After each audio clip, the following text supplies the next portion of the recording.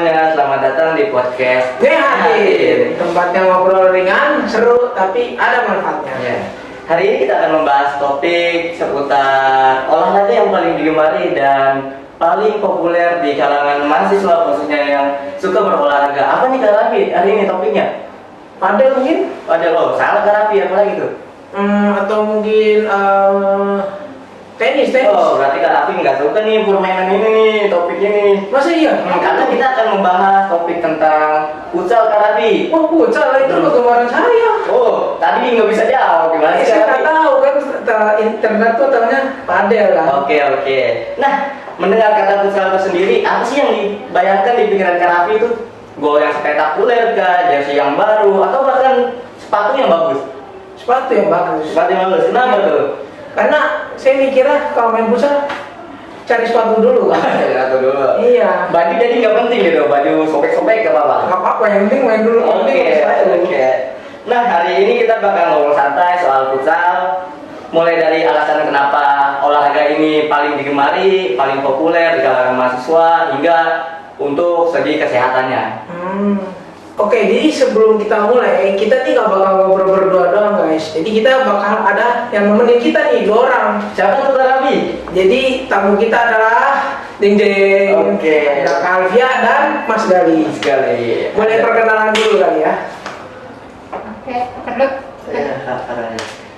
Oke, perkenalkan, nama aku Alfia Seda Pratama. Aku dari mahasiswa fisioterapi semester 6.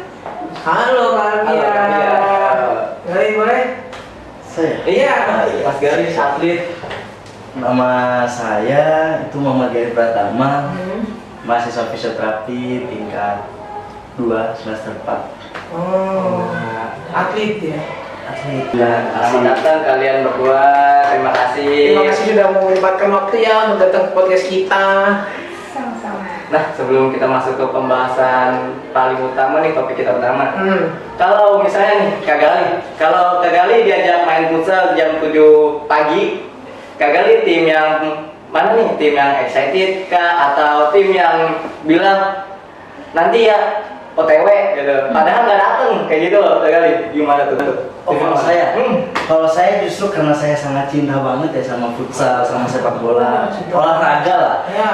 Justru saya paling excited. Jadi mau orang-orang ngundang jam 6 pagi, jam 7 itu saya udah bisa gitu loh, kecuali jam 5 karena kan kita harus sholat subuh dulu dong. Kalau jam 6 oke gitu kan, karena saya setiap main kadang-kadang sukanya jam 6 pagi karena kan udara masih seger. Oh, berbanding sama saya. Justru malah males tuh. Diajak sampai siang pun tetap nggak mau ya. Saya mau Ya. di rumah aja. Capek kan, udah gede di badan saya.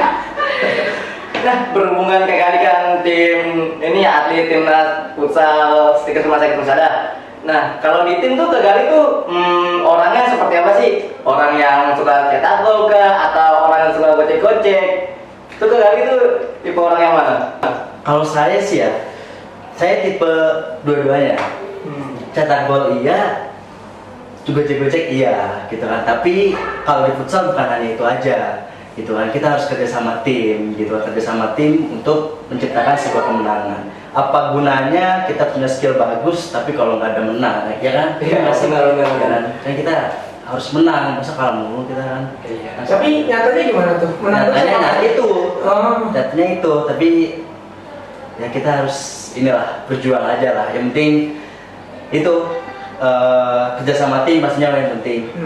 Kalau untuk dari POV Kapia, yang disukai Kapia tuh tipe pemain yang seperti apa sih Kak? Yang suka cetak gol kah? Yang gocekannya indah kah? Apa nih ya? Karena aku nggak terlalu suka futsal, jadi kayak yang gak gimana-gimana gitu sih.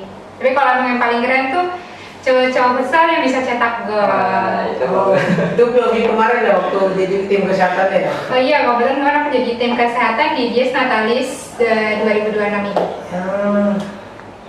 Nah, menurut Kak Gali nih, kenapa sih olahraga futsal ini begitu populer di kalangan mahasiswa khususnya laki-laki ya?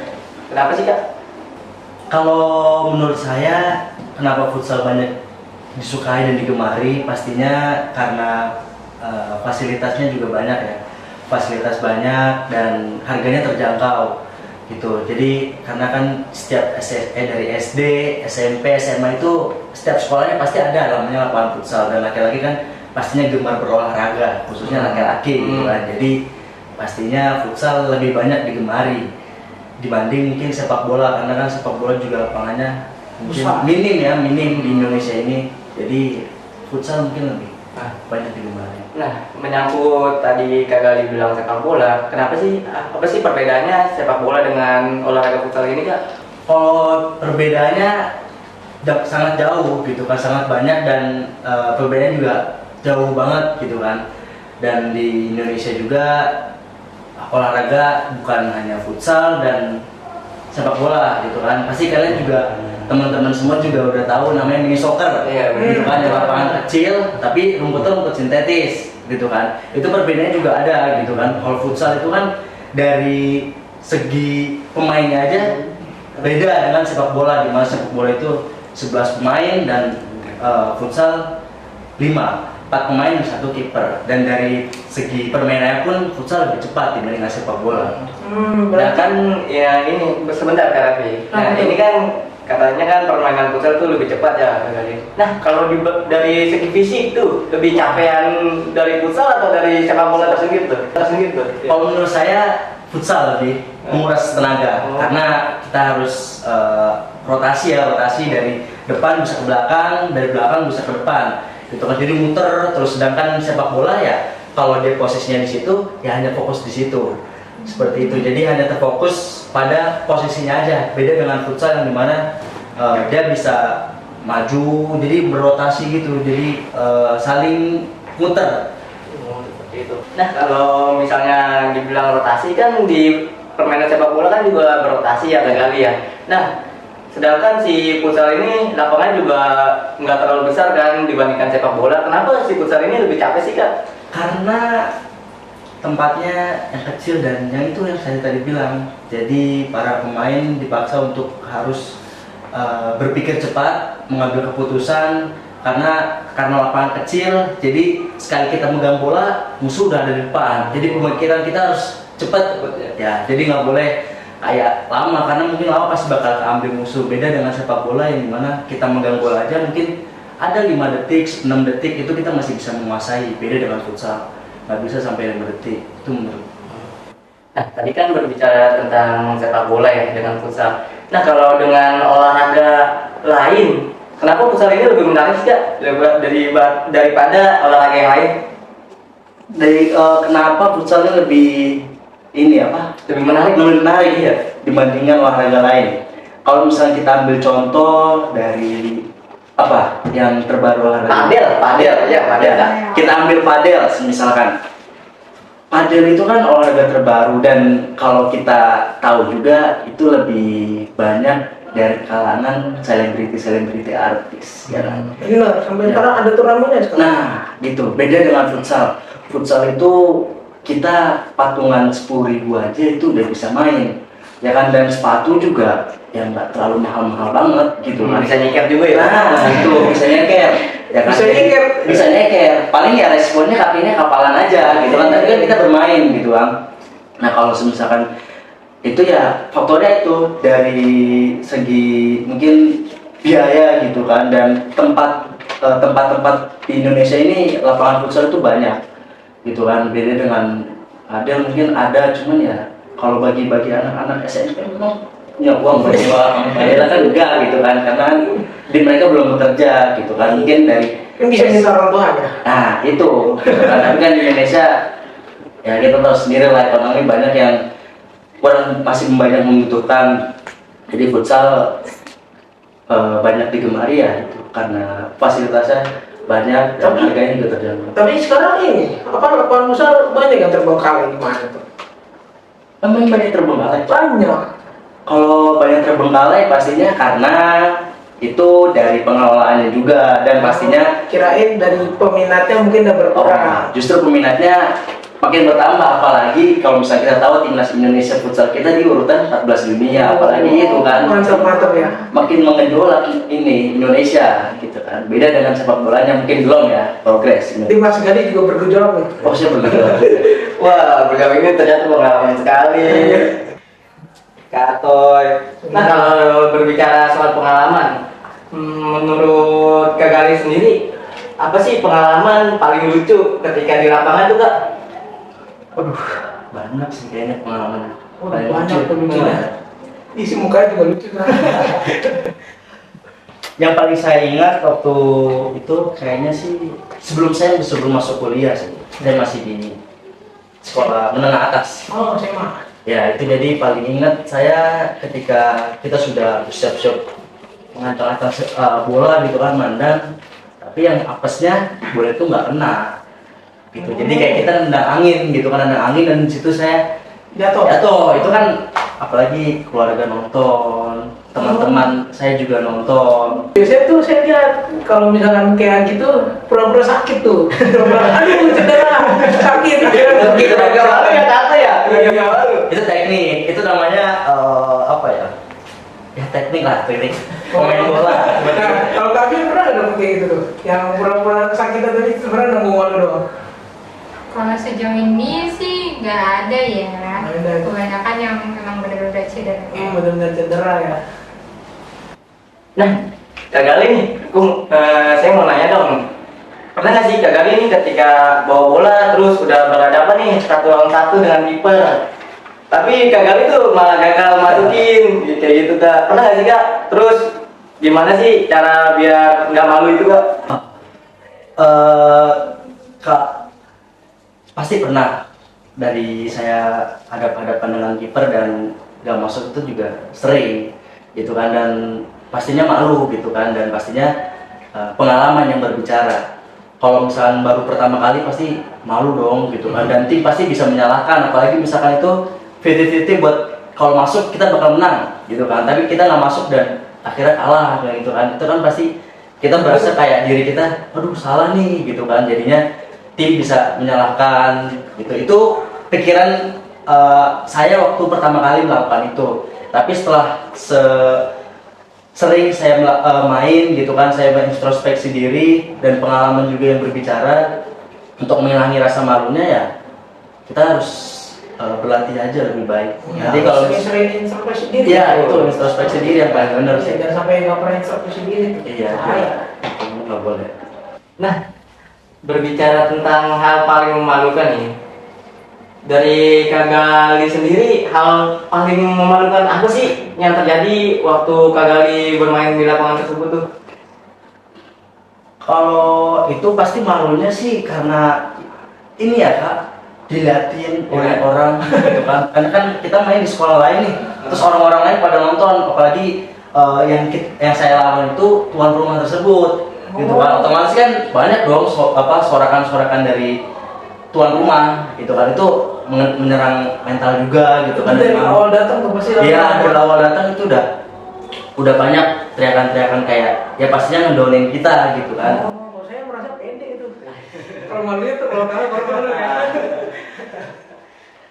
Nah, berbicara tentang mental ya, gimana sih cara Kak Gali sendiri nih ningkatin mental waktu disorakin penonton tuan rumah seperti itu Kak? Iya, itu pastinya sering banyak dipertanyakan ya bagi para teman-teman semua yang mungkin merasa malu juga gitu kan, karena apa kayak disorakin gitu kan, pasti kena mental. Pasti balik lagi dari yang saya bilang, pengalaman gitu kan, dan intinya percaya diri ya kan. Kalau misalkan kita punya potensi dan kita percaya sama diri kita, pastinya ya kita bakal pede aja buat bermain gitu kan, dan mental juga bakal buktiin kalau kita tuh bisa.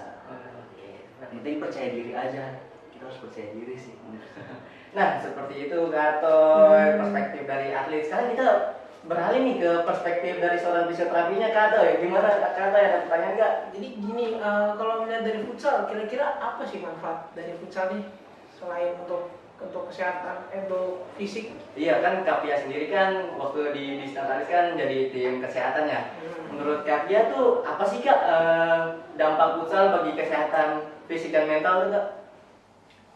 Kalau kesehatan yang pasti ya misalkan dia sering futsal nih, pernafasannya mungkin ya lebih apa sih namanya meningkat lebih banyak daripada orang-orang yang jarang futsal kan. Biasa kan futsal kan lari-larian, betul Ya, kan? betul. Lari-larian, terus gocek bola itu juga harus cepet, butuh kecepatan, kelincahan juga kan. Jadi mungkin itu plus lebihnya seorang pemain futsal daripada yang orang-orang yang jarang olahraga. Oh. Kalau dari perspektif Kak Gali sendiri kan atlet nih kan, Ya. apa sih dampak utama bagi Kak Gali sendiri tuh futsal? Dampak apa nih? Dampak ke Kak Gali, fisik Oh, dan mentalnya. Fisik, ya tadi yang udah dibilangin sama Kalpia gitu kan, dan pastinya kalau futsal juga kan butuh tenaga, karena kan kita pasti bakal tabrak-tabrakan. Nah itu pasti bakal ke diri kita sih, ke tubuh gitu kan, fisik yang tadi udah dibilang sama Kalpia itu juga. Oke, kalau misalkan nih dari Kapia ya sebagai tim kesehatan futsal, menurut kakak untuk biasa cedera apa sih, atau mungkin orang biasa datang ke tenda kesehatan tuh biasa apa yang biasa dikeluhkan biasa kalau untuk itu? Kebetulan karena aku pernah beberapa event juga ke olahraga, itu kebanyakan yang pasti sprain ankle. Jadi sprain ankle itu keseleo, kalau bahasa awamnya itu keseleo kakinya, di bagian mata kakinya itu ya kayak kepritek gitu kan. Terus ada juga yang keram otot nih di bagian betis, di bagian paha, itu juga banyak. Terus juga banyak yang di perut nih, kadang kan perut juga suka kena tendangan, betul? Ya, betul. Nah, suka kena tendangan kayak gitu, itu juga sering kok. Berbicara soal kesleo Kak, kan ada tuh Kak, waktu saya nonton pertandingan futsal kemarin, itu ada yang kesleo langsung di giniin Kak. Itu boleh nggak sih Kak sebenarnya Kak kalau kayak gitu? Apa harus kita diemin dulu atau kita istirahatkan dulu?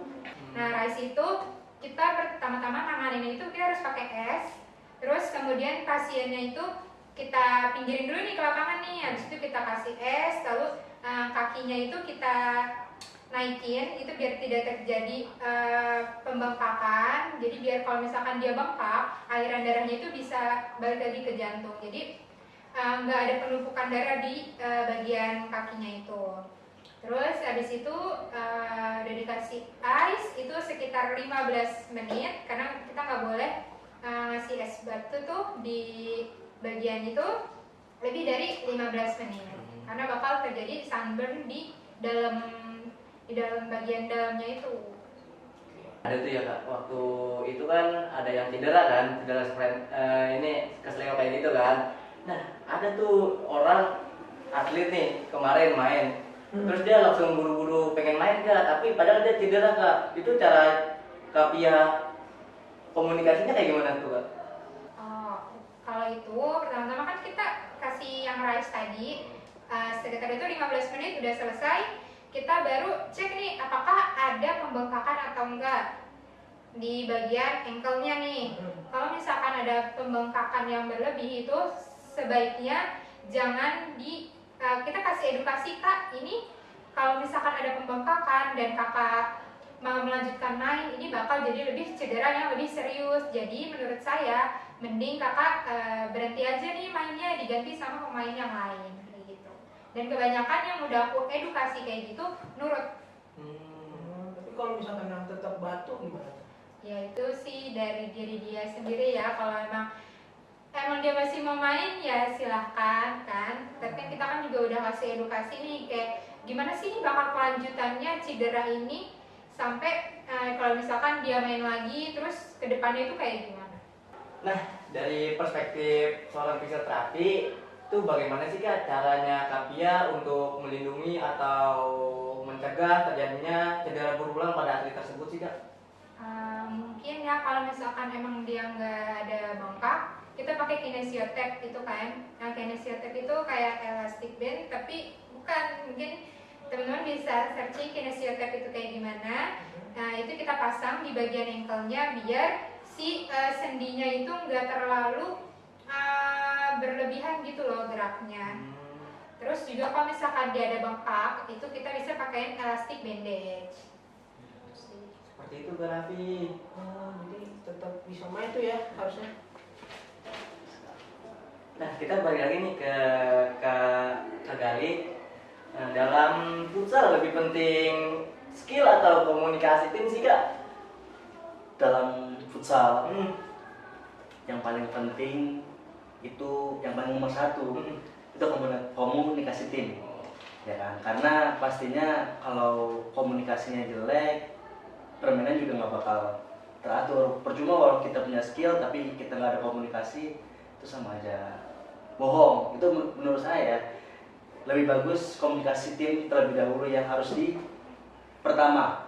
Kalau skill belakangan lah, yang penting kita harus komunikasi dan kerja sama tim itu terus. Oke. Nah, berbicara soal komunikasi ya Kak Gali. Bagaimana sih caranya Kak Gali dan tim tuh dalam membangun komunikasi di lapangan? Kita pasti di setiap cabang olahraga, khususnya yang berkelompok ya, pasti ada namanya satu orang kapten, ya kan? Nah, kapten ini yang bertugas di mana dia harus mengatur dan mengarahkan timnya supaya tim itu bisa berjalan dengan baik gitu. Jadi yang pastinya yang paling dimulai itu adalah kapten terlebih dahulu untuk mengatur dan membangun komunikasi di tim tersebut. Oke. Nah, bagaimana sih cara kalian berkomunikasi tuh waktu saat bermain di lapangan tuh kan nggak mungkin kayak nanti lu kesini ya bang, nanti lu kesini ya bang, Ya. gitu. Iya, makanya tadi bilang kan kalau misalkan di futsal lebih cepat kan. Nah, itu pastinya di latihan udah dilatih ya, di latihan dan chemistry tim, ya kan, dimana para tim itu udah saling connect satu sama lain. Jadi kalau pemain udah saling connect itu udah gampang, kita gerak ke sini, bola ke sana, di sana udah ada teman, gitu kan tuh. Yang pastinya di latihan itu yang harus ditekenin latihan, karena kalau latihan kita serius, pastinya di pertandingan pun akan menghasilkan permainan yang indah, ya maksimal juga. Dalam komunikasinya bagaimana cara melatihnya itu ketika kita sparring gitu kan, itu kan juga meningkatkan chemistry satu sama lain dalam tim. Seperti itu Kak Ato. Jadi Iya. kita harus berkomunikasi dengan baik. Benar banget, kita harus sering berkomunikasi. Nah, Betul. mau nanya lagi nih, kan kakak sebagai tim kesehatan untuk futsal ya, benar ya? Nah, dari tim kesehatan sendiri, apa sih yang biasa dipersiapkan untuk sebelum pertandingan dimulai, atau mungkin dalam pertandingan, misalkan kayak alat-alat, atau mungkin barang-barang kesehatan, kira-kira apa gitu yang perlu disiapin untuk tim kesehatan? Banyak sih. Jadi kalau biasanya sebelum jadi tim kesehatan tuh kita pasti kayak ada briefing kan. Ada briefing kalau misalkan cederanya kayak misalkan tadi sprain ankle atau keselnya itu penanganannya itu kayak gimana, dan juga alat-alatnya kayak kinesio-tape, bandage, terus juga spray kayak cooling spray itu. Buat pendingin itu ya? Iya, buat pendingin. Terus yang paling penting juga itu es batu, ada ice pack-nya. Nah, kalau misalkan kayak ada pemain yang tiba-tiba jatuh karena sesek lah, atau karena apa, biasanya apa itu yang dikasih? Kalau sesak udah pasti kita kasih oksigen. Kita juga udah nyiapin oksigen kalain portable yang bisa kita langsung bawa nih ke lapangan. Ya, langsung gitu. Iya, gitu. Nah, kalau misalkan ini kan kadang ada yang namanya cedera ACL, itu apa tuh yang bisa dikasih pertama kalau misalkan dia terdiagnosa ACL? ACL kan. Kalau ACL itu ligamen ya. Nah, kalau ligamen itu kita punya tes khususnya masing-masing. Jadi kalau misalkan ACL itu punya tes khususnya, PCL punya tes khususnya, MCL punya tes khususnya. Jadi kita nggak bisa mendiagnosis dari dia cuma bengkak. Kita bengkak terus dia ACL nih karena di bagian depan nih bengkaknya. Terus habis itu kita yang pertama kan si rice dulu, terus udah rice kita pinggirin si pasiennya, terus kita pakai tes khusus itu untuk lihat di bagian lututnya itu gimana. Oh, jadi nggak bisa langsung ya, harus dites dulu. Iya, dites juga, kita ditesnya juga kan nggak mungkin cuma satu. Terus dari tes itu juga kita bisa pakai penunjang, kita pakai rongsan. Oh, Nah, Itu kan dari persiapan dari seorang tim medis kesehatan di Disnatalis kemarin ya Kak Gali. Iya. Nah kalau dari tim futsal kalian tuh persiapannya apa aja sih Kak Gali? Persiapan untuk ini. Iya, Disnatalis kemarin tuh. Persiapannya latihan fisik, latihan passing, latihan shooting, latihan untuk mempersiapkan lomba Disnatalis. Alhamdulillah hasilnya ya menurut saya memuaskan lah, walaupun kurang. Tidak ada latihan untuk mental. Ada.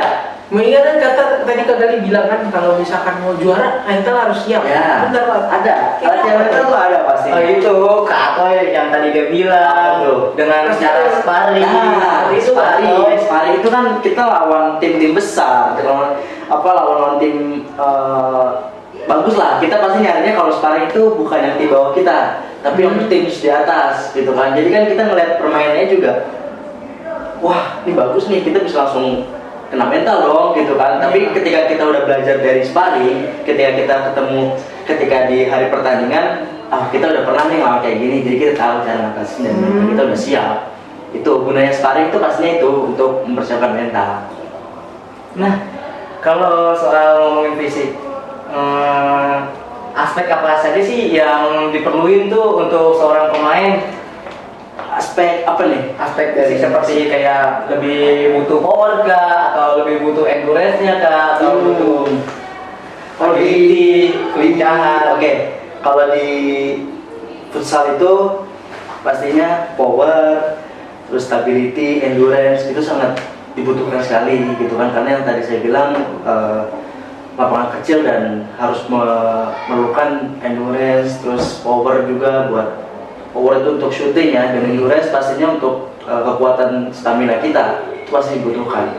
Yang paling penting bagi saya itu endurance, karena kita harus berlari muter terus setiap saat. Jadi kalau endurance kita lemah, ya kita nggak akan bisa tampil maksimal gitu sih. Nah kalau dari Kapia sendiri, perspektif dari seorang fisioterapi untuk menangani atlet untuk siap buat bertanding tuh kayak gimana sih Kak? Ya sama seperti yang dibilang Gali tadi itu.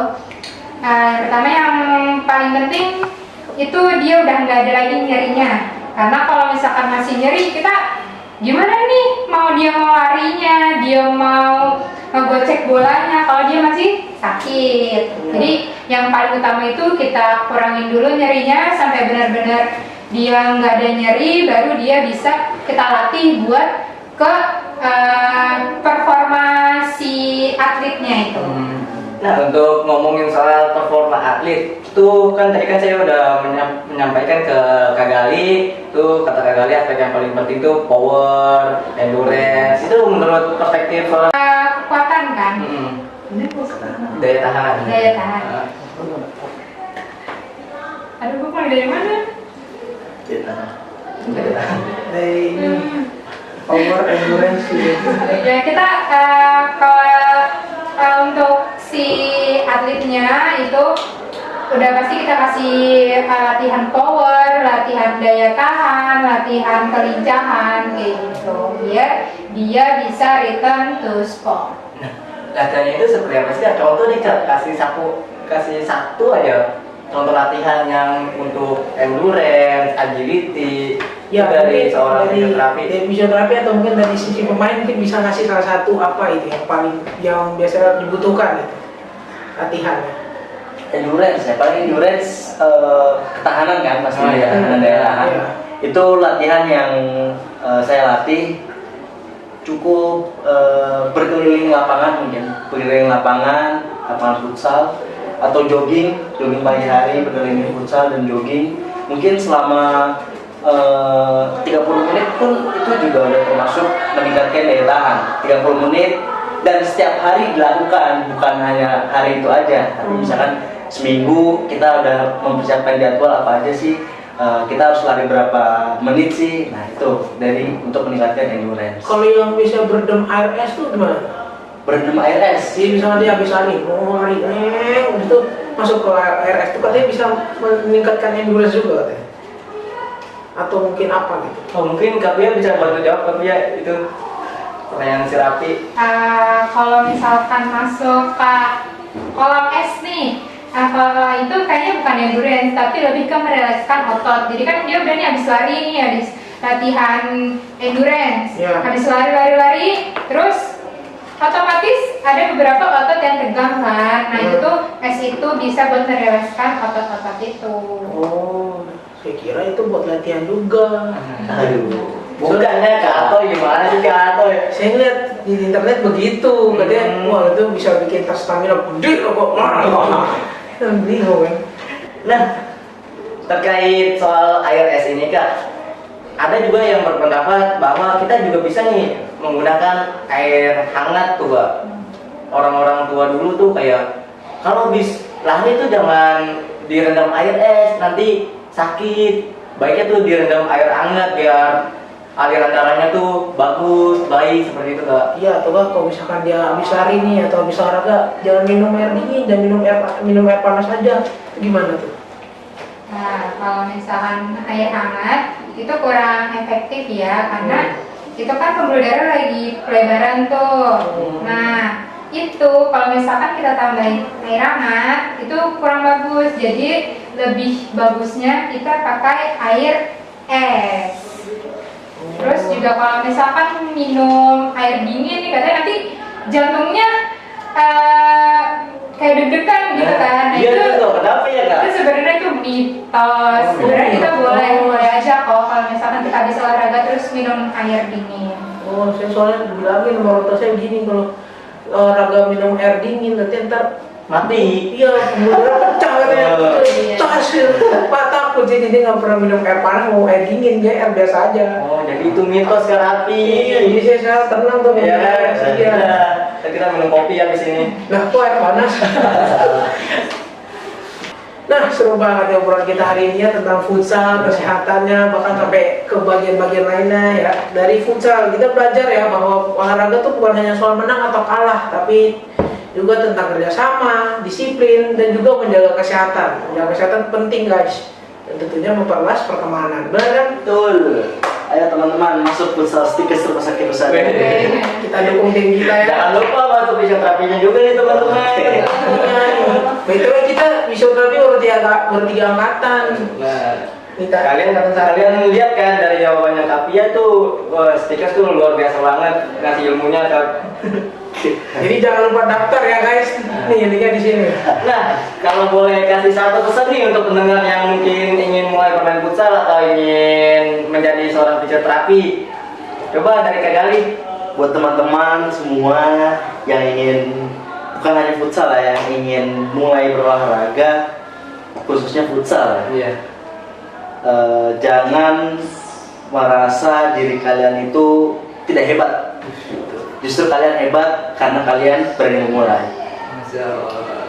Nah, jadi seperti itu ya teman-teman. Jangan takut untuk memulai, jangan takut untuk berusaha. Pokoknya mulai aja dulu dari sekarang. Kalau bukan kita yang mulai, siapa lagi? Gitu. Nah, untuk dari Kapia sendiri, Ada pesan-pesannya?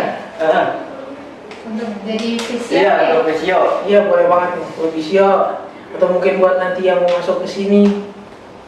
Untuk teman-teman yang mau masuk fisio itu seru banget. Kita banyak belajar dari tubuh kita, dari keseharian kita, bahkan tentang fungsional kita sehari-hari. Jadi fisio itu seru banget. Setuju banget. Nah, begitu Kak Atoy. Iya, saya suka banget sama fisioterapi. Jadi terima kasih untuk teman-teman semua yang sudah mendengarkan podcast hari ini. Senang banget bisa ngobrol bareng ya sama tamu-tamu seru Iya, kita. terima kasih Kak Gali, terima kasih Kak Pia atas waktunya. Iya, terus semangat ya buat atlet kita ya. Tetap sehat, tetap Semangat aktif. juga untuk Kak Pia yang sekarang udah semester 6 ya Kak Pia. Ya, terima kasih ya. Semangat Kak Pia, semangat juga kalian semua yang nonton di sini.